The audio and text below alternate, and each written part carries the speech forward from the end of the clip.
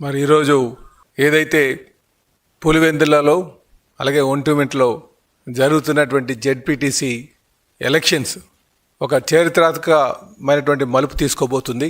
గతంలో ఎవరైనా సరే పులివెందుల్లో నామినేషన్ వేయాలన్నా లేకపోతే ఓట్లో ఎలక్షన్లో పోటీ చేయాలన్నా ప్రాణాలపైన ఆశలు వదుకునేటువంటి పరిస్థితి ఉండేది. అలాంటి పరిస్థితి ఉండేది. కానీ ఈరోజు ప్రజాస్వామ్యబద్ధంగా ఎలక్షన్ అక్కడ జరిగింది.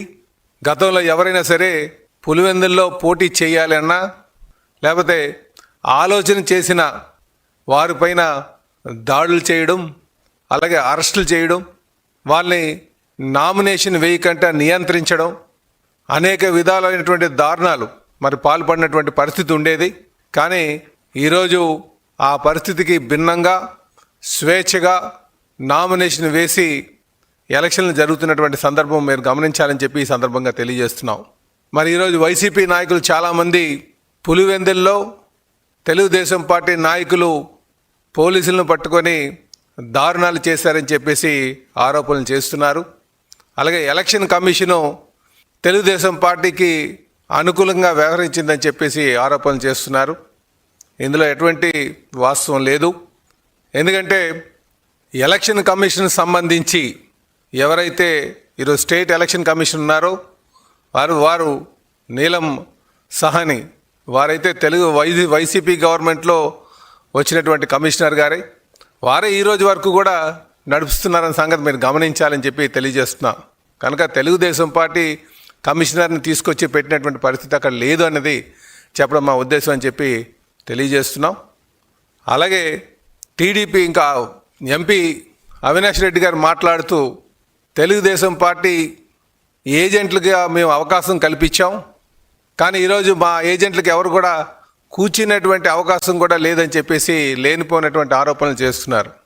మేము ఒకటే తెలియజేస్తున్నాం, మీరు ప్రజలకు చెప్పాల్సింది గత 30 ఏళ్ళుగా మీరు ఏ రోజైనా సరే ప్రజాస్వామ్యబద్ధంగా ఎలక్షన్ నిర్వహించారా? ఏ రోజు కూడా అసలు ఎలక్షన్ అనేదే జరగలేదు. అన్నీ కూడా ఏకగ్రీవంగా చేసుకున్నటువంటి సందర్భం మీరు గమనించాలని చెప్పి తెలియజేస్తున్నా. కానీ ఈరోజు ఏకగ్రీవంగా అలాంటి పరిస్థితి లేకుండా ప్రజాస్వామ్యం మళ్ళీ ప్రాణం పోసుకునే విధంగా తెలుగుదేశం పార్టీ అక్కడ మరి ఎలక్షన్ నిర్వహించడం జరిగిందని చెప్పేసి ఈ సందర్భంగా తెలియజేస్తున్నాం.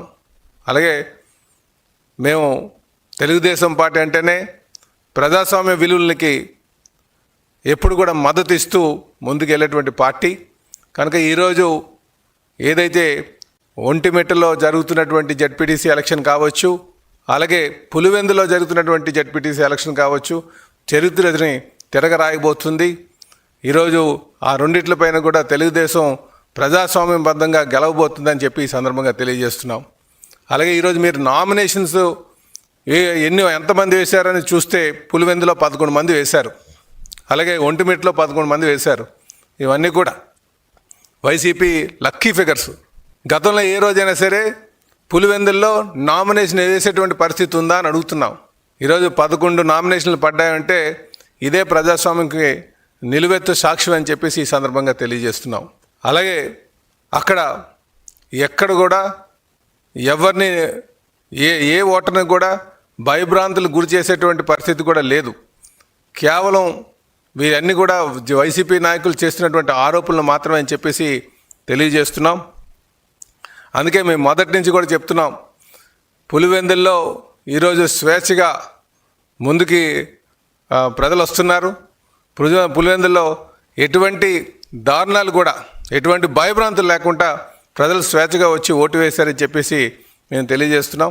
కనుక రేపు జెడ్పీటీసీ ఎలక్షన్స్ రిజల్ట్ వచ్చే నాటికి మీరు అద్భుతమైనటువంటి రిజల్ట్స్ చూడబోతున్నారు. తెలుగుదేశం విజయకేతనం ఎగరబోయిపోతుందని చెప్పేసి ఈ సందర్భంగా తెలియజేస్తున్నాం. అయితే ముఖ్యంగా ఈ మీడియా ద్వారా ప్రజలకు తెలియజేసేది, అక్కడ ఎలక్షన్ కమిషన్ మీద చేసినటువంటి ఆరోపణలు కావచ్చు, లేకపోతే ఓట్లు రిగ్గింగ్ అని చెప్పినటువంటి ఆరోపణలు కావచ్చు, ఇందులో ఎటువంటి వాస్తవాలు లేవు. కేవలం ఓటమి పాలైపోతున్నారనే భయంతోనే ఇలాంటి ఆరోపణలు చెప్తున్నారని చెప్పి ఈ సందర్భంగా తెలియజేస్తున్నాం.